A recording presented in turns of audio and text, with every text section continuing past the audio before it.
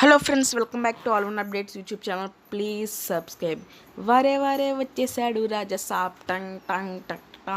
మన rebel star ఫ్యాన్స్కి అప్డేట్ల మీద అప్డేట్లు, పండగ మీద పండగ. వినాయక చవితి రాలేదు కనుక మనకు ఇప్పటి నుంచే పండగలని షూరి అయిపోయినాయి ప్రభాస్ ఫ్యాన్స్కి అయితే. ఎందుకంటే రీసెంట్గా ఈయన కల్కి బ్లాక్ బస్టర్ అయ్యి 1000 కోట్ల మార్క్ దాటి ఇంకా 50 డేస్ అవ్వకముందే మన రాజాసాబ్ గ్లిమ్స్ అనేవి అయితే రిలీజ్ అయిపోవడం అయిపోయింది. వచ్చేసినాయి మన vintage darling is back. It's time for horror comedy. First of all ఈ రాజాసాబ్ గ్లిమ్స్లోకి వెళ్తే స్టార్టింగ్ ఒక బైక్ మీద మంచి క్లాసిక్లో అండ్ వెనకాల బ్యాక్గ్రౌండ్ తమన్ గారి మ్యూజిక్తో ఒక బైక్ మీద వచ్చి బొకే తీసుకొని, అంటే లైక్ ఎలా ఉందంటే ఒక క్లాసిక్ మూవీ టైపు ఒక మంచి బ్యూటిఫుల్ ప్లేస్ దగ్గర వచ్చి తన ఫేస్ని తను చూసుకొని మిర్రర్లో కార్లో, అంటే వింటేజ్ అంటే చాలా దిష్టి తగులుతుందేమో అని చెప్పి అక్కడ ఉన్న ఫ్లవర్స్ని తీసుకొని పువ్వులతో ఇలా ఇలా దిష్టి తీసుకొని ఇలా వేసడం అసలు ఇది చాలా బాగుంది గ్లిమ్స్ అయితే. సో ఇది ఎక్స్పెక్టేషన్స్ని రీచ్ అయ్యే ఛాన్సెస్ అయితే గట్టిగా కనిపిస్తున్నాయి.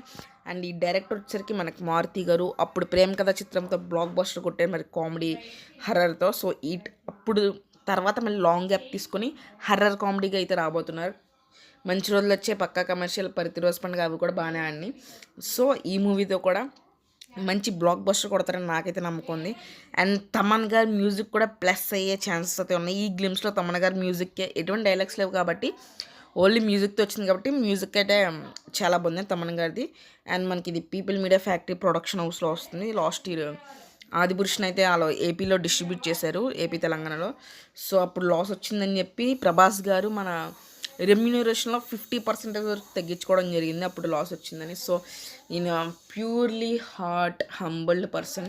సో ఇంకా నెక్స్ట్ విషయంలోకి వెళ్తే మనకి ఇందులో విలన్గా అయితే సంజయ్ దత్ గారు అయితే యాక్ట్ చేస్తున్నారు. సో మరి ఇది హర్రర్ కామెడీ అంటున్నారు, మరి ఫైట్స్ ఎలా ఉండబోతున్నాయి ఏంటంటే మనం రిలీజ్ డేట్ చెప్పలేదు కదా. అందుకే ఎప్పుడు దాకా ఆగాలి? April 10th, 2025. ఆ April 10th డేట్ కూడా ఈ మూవీకి చాలా కలిసి వచ్చే అవకాశం, ఎందుకంటే అది లాంగ్ వీకెండ్, చాలా హాలిడేస్ అయితే రావడం జరిగింది. దాదాపుగా 5 days లాంగ్ వీకెండ్ అయితే వచ్చింది ట్యూస్డే వరకు. సో దీనికి మంచి కలెక్షన్ అయితే రాబోతుంది.